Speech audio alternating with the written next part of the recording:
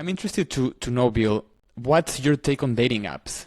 What's your perspective on that? I think it's an important point to have here.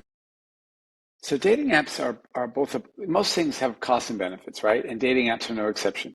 On the positive side, the data that we have so far suggests that people who form long-term relationships on dating apps, not hookups, but long-term relationships, when they form them on a dating app, they're more likely to last than when they form them in real life. And that's pretty remarkable. So if you meet somebody on an app and you're looking for a long-term relationship, the chance of that relationship lasting is greater than if you meet them almost anywhere else. At a bar, at a club, at school, wherever. And we don't know why, but what the data suggest, or what I believe they suggest, is that it's simply a numbers game. Like, to find the perfect partner, there's a lot of people that you meet that don't quite match you in what you're looking for. But if you use a dating app, well, suddenly there's a gazillion humans are available to you, right? And so you can find that perfect partner more easily than if you happen to be in a bar and there's the 6 people available who are in your general category, or you happen to be at a health club or school or whatever.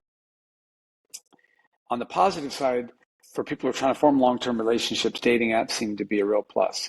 On the negative side, they create this incommensurate reality for men and women that unfortunately doesn't work well together.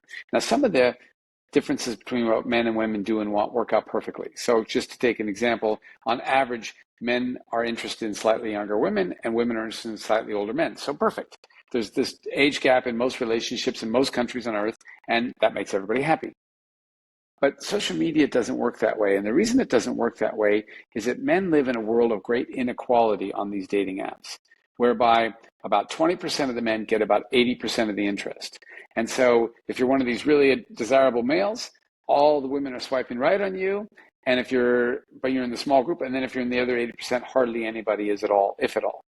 So that's not necessarily a bad thing.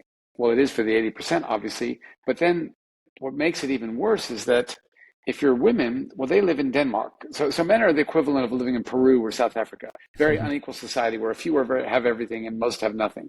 Women, in contrast, live in Denmark, very equal society where everybody has interest. So almost all women get swiped by a fair few number of men who are interested in them.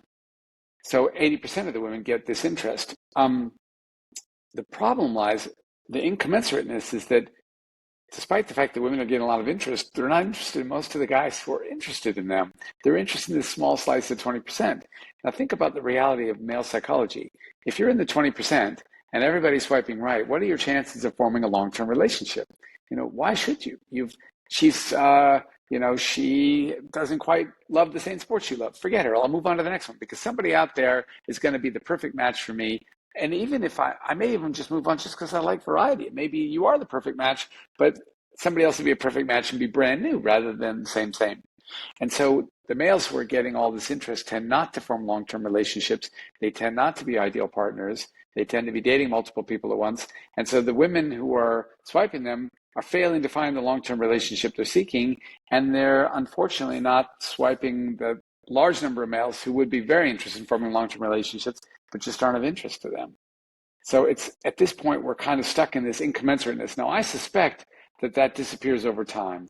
We don't know this yet, but I suspect what happens is that people age out of this situation where they're only swiping these guys who everybody else is interested in because they start to see the value in these other men who are much more likely to form long-term relationships and make everybody happy. But right now, that's the state of play. Psychologically, it makes you also feel like it might be the perfect match, but I have so much optionality. I have all this pool of potential mates that why would I settle? And then all of a sudden you find yourself just looking and looking and looking. Yeah, and in fact, we see in real world, pre-dating apps, we see the same thing. For example, relationships last longer in the country than they do in the city. Because every time I step out my front door in the city, all these potential matches, right? And so why would I stick with my current one when there may be a better one out there? But in the country, I walk out the front door and I don't see many potential matches. And so I latch on to the one I got because that has real value.